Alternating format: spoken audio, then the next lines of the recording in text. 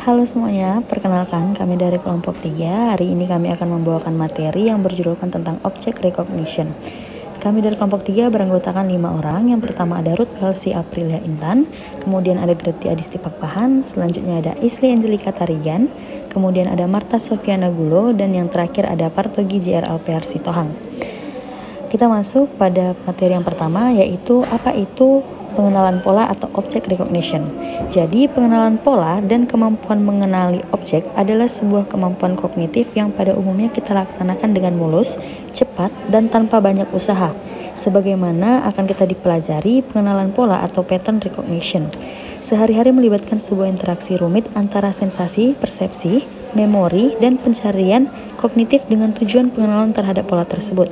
Seberapapun rumitnya proses pengenalan suatu objek, sesungguhnya proses tersebut diselesaikan kurang dari sedetik.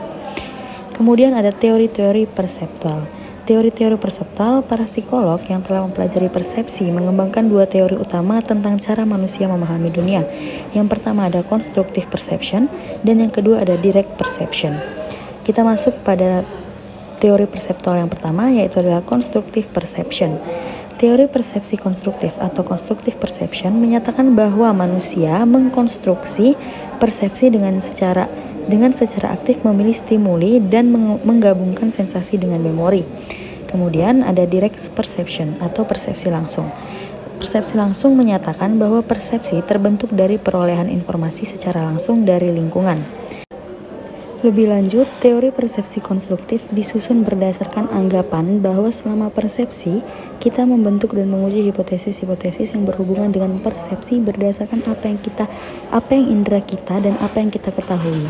Dengan demikian, persepsi adalah sebuah efek kombinasi dari informasi yang diterima sistem sensorik dan pengetahuan yang kita pelajari tentang dunia yang kita dapatkan dari pengalaman. Para konstruktivis berpendapat bahwa perubahan-perubahan pola pada stimulus asli tersebut tetap Anda kenali secara karena adanya interferensi bawah sadar atau unconscious interference, yakni sebuah proses ketika kita secara spontan mengintegrasikan informasi dari sejumlah sumber untuk menyusun suatu interpretasi.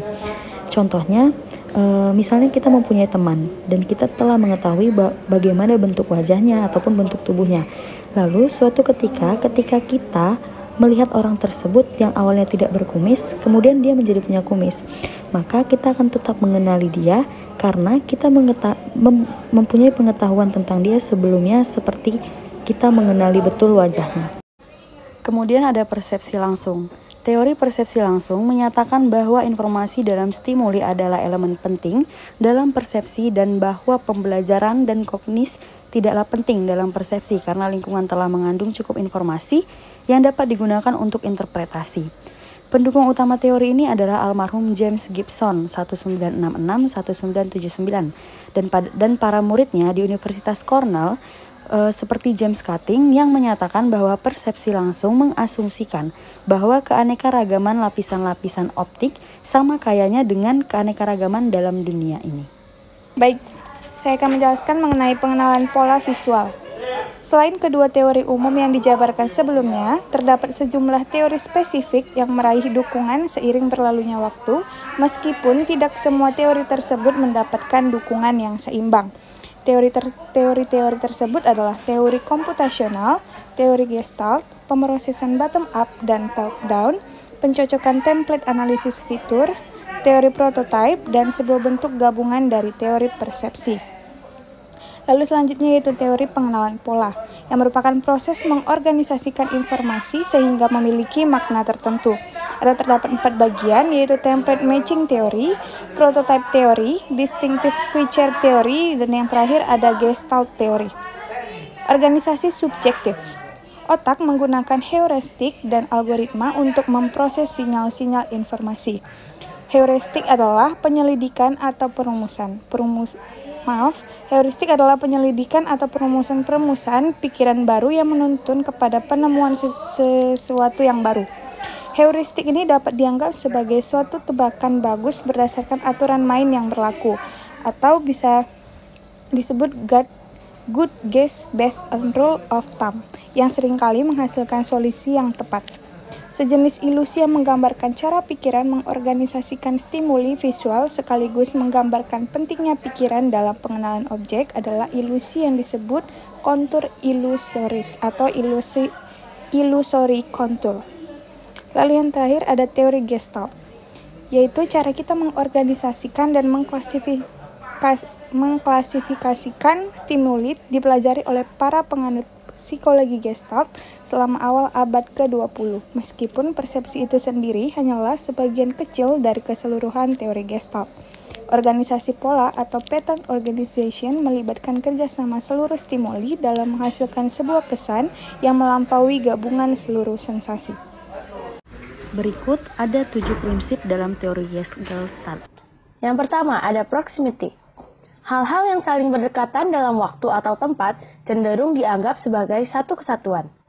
Contohnya, pada kotak-kotak ini, A dengan B, C dengan D merupakan satu kesatuan dan E adalah bagian lainnya. Similarity.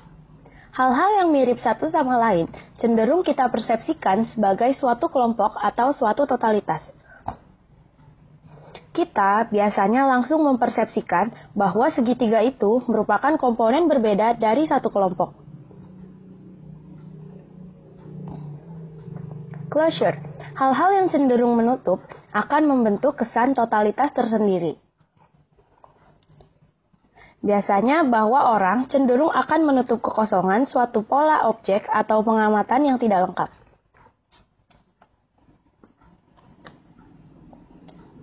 Continuity. Hal-hal yang cenderung membentuk sebuah kesinambungan maka akan dipersepsikan menjadi sebuah satu kesatuan. Orang akan cenderung mengasumsikan pola kontinuitas pada objek yang ada. Order and symmetry. Ketika melihat dua objek yang tidak berhubungan bersatu, kita cenderung mempersepsikan objek tersebut sebagai satu kelompok yang terintegrasi. Objek yang simetris memberikan perasaan berimbang dan harmonis kepada mata, dibandingkan dengan yang tidak akan memberikan rasa gangguan atau ketidakseimbangan. Common fate. Hal-hal di mana elemen bergerak ke arah yang sama akan dipersepsikan sebagai satu kelompok. Mata manusia cenderung melihat unsur-unsur yang bergerak bersama-sama sebagai suatu kelompok. Figure and ground. Antara figur dan latar belakang saling berhubungan dan persepsi dapat berganti-ganti sesuai perhatian kita. Mata akan memisahkan seluruh objek dan memahami apa yang sedang dilihat, terutama pada saat objek dan latar belakang ditampilkan secara bersamaan. Selanjutnya ada perspektif kanonik. Perspektif kanonik atau yang sering disebut dengan kanonik perspektif adalah suatu pandang yang terbaik untuk mempresentasikan atau menggambarkan sebuah objek atau sebuah gambar yang pertama kali muncul di pikiran saat Anda mengingat sebuah atau suatu bentuk. Jadi dari representasi kanonik ini dibentuk melalui sebuah pengalaman dengan anggota-anggota sejenis dari suatu kategori atau disebut dengan eksemplar. Selanjutnya kita masuk pemrosesan bottom up versus pemrosesan top down.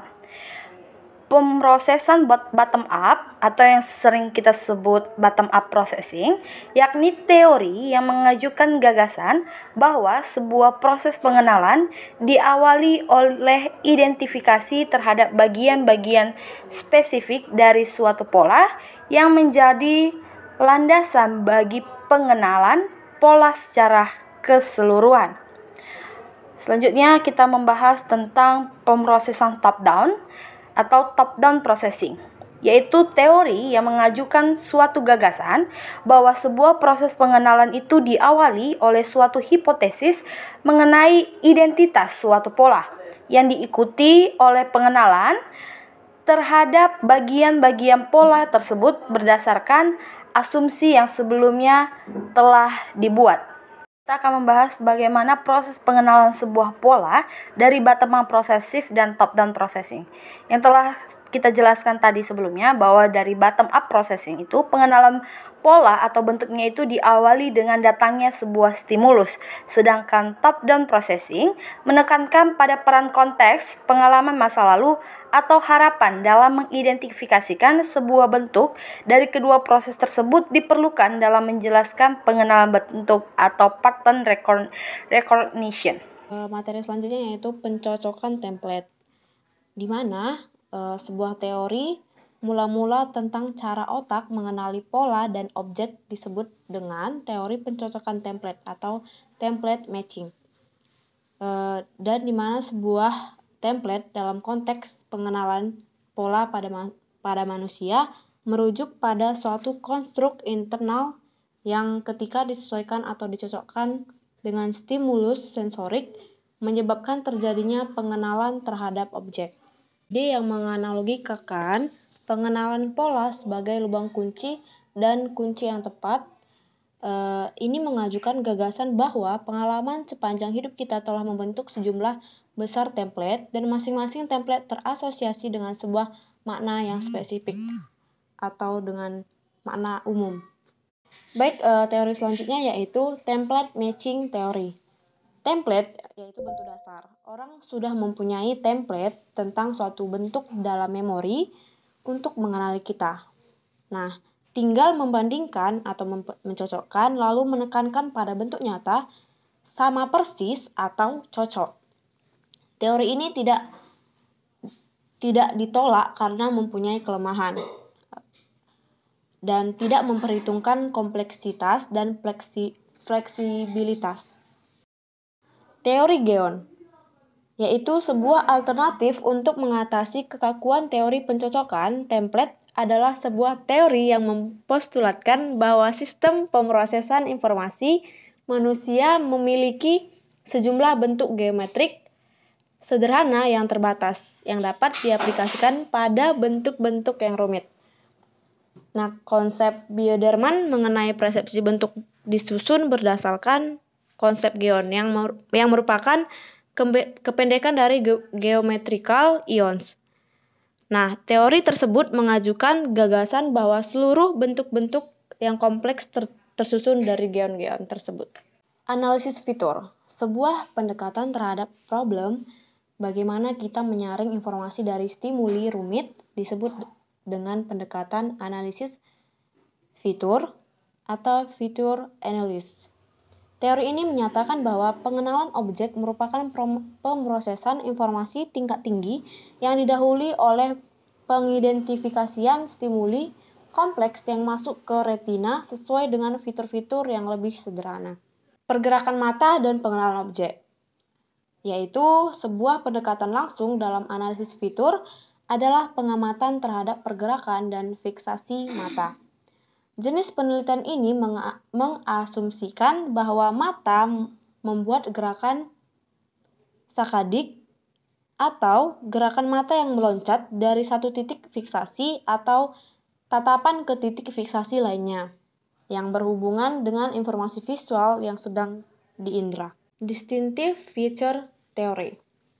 Dalam mengenal suatu bentuk, otak kita sudah mempunyai karakteristik tertentu. Yang pertama yaitu menekankan pada kriteria atau deskripsi. Yang kedua yaitu penelitian tentang banyaknya waktu yang dibutuhkan orang untuk mengenali bentuk yang berhubungan dengan karakteristik yang dimiliki oleh bentuk-bentuk tersebut. Misalnya yaitu huruf G lalu antara P dan R. Pencocokan prototype. Jadi pencocokan prototype diasumsikan bahwa alih-alih membentuk template yang spesifik atau bahkan membentuk fitur-fitur berbagai ragam pola yang harus kita identifikasi, kita akan menyimpan sejumlah jenis pola-pola abstraksi dalam memori dan abstraksi tersebut berperan sebagai suatu prototype. Sebuah pola yang diindra selanjutnya akan dibandingkan dengan prototype dalam memori, dan jika terdapat kesamaan antara keduanya, pola tersebut akan dikenali. Selanjutnya, prototype teori. Ada model ideal, abstrak, prototype dalam memori kita. Ketika kita melihat suatu objek, membandingkan dengan prototype. tidak harus sama persis atau menekankan pada bentuk dasar, memungkinkan modifikasi bentuk. Orang membentuk prototipe berdasarkan kesamaan, tidak identik. Selanjutnya, abstraksi informasi visual. Pencocokan template dapat terjadi pada saat tahap pengenalan atau identifikasi visual. Namun pada tahap yang lain, kita mungkin menggunakan pencocokan prototipe. Gagasan ini menyatakan bahwa suatu prototipe adalah sebuah abstraksi dari suatu rangkaian stimulus yang mencakup sejumlah besar bentuk-bentuk serupa dari pola yang sama. Sebuah prototipe memungkinkan kita mengenali suatu pola sekalipun pola tersebut tidak identik dengan artinya hanya menyerupai prototipe yang bersangkutan. Selanjutnya, pseudomemori. Dalam sebuah eksperimen mengenai pembentukan prototipe dengan menggunakan prosedur Franks dan Bransford, Solo dan McCarthy menemukan bahwa para partisipan kerap melakukan suatu kekeliruan, yakni mengenali prototipe sebagai suatu bentuk stimulus yang pernah ditampilkan sebelumnya. Padahal prototipe belum pernah ditampilkan. Bahkan partisipan merasa lebih yakin dibandingkan saat mereka mengidentifikasi bentuk-bentuk yang emang sudah pernah mereka lihat sebelumnya. Fenomena ini disebut pseudomemori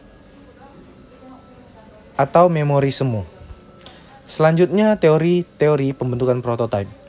Dalam teori tendensi sentral atau central tendency theory, sebuah prototipe dikonseptualisasikan mewakili nilai rata-rata atau mean suatu set eksemplar. Teori kedua yang disebut teori frekuensi atribut atau attribute frequency theory mengajukan gagasan bahwa sebuah prototipe mewakili mode atau kombinasi atribut-atribut yang paling sering dialami seseorang. Selanjutnya, pengenalan pola di otak. Telah diketahui bahwa kedua hemisfer otak memiliki keistimewaan yang berbeda, atau dengan istilah lain memiliki tidak memiliki ketidaksimetrisan fungsional. Kendali motorik dan pusat bahasa terletak di hemisfer kiri atau pada orang non-kidal. Keahlian spasial yang berhubungan dengan ruang berpusat di hemisfer kanan. Selanjutnya, pengenalan pola dipengaruhi.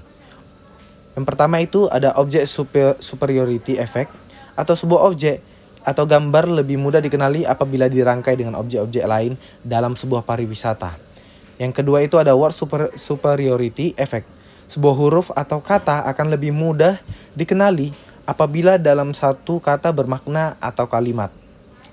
Jadi di sini saya akan menyimpulkan apa yang kami bahas dari materi kami. Jadi berdasarkan pembahasan di atas dapat disimpulkan bahwa kemampuan mengenali dan mengolah pola-pola dan objek visual telah dipelajari dari sejumlah perspektif teoritik. Psikologi Gestalt, pemrosesan bottom up dan pemrosesan top down, pencocokan template, analisis fitur dan pengenalan prototipe. Para psikolog Gestalt mengajukan gagasan bahwa persepsi pola visual diorganisasikan sesuai prinsip keterdekatan, kesamaan, dan pengorganisasian spontan. Pengenalan objek dapat diawali oleh pengenalan terhadap pola, yang kemudian diikuti kesimpulan terhadap bentuk keseluruhan atau pemrosesan bottom up.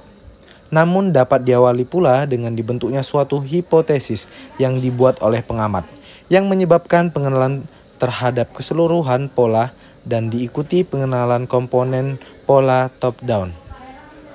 Baik, sekian dari presentasi kelompok kami. Jika ada kesalahan atau kekurangan kata, kami mohon maaf dan sekali lagi kami ucapkan terima kasih untuk mendengar dan membaca materi kami. Shalom.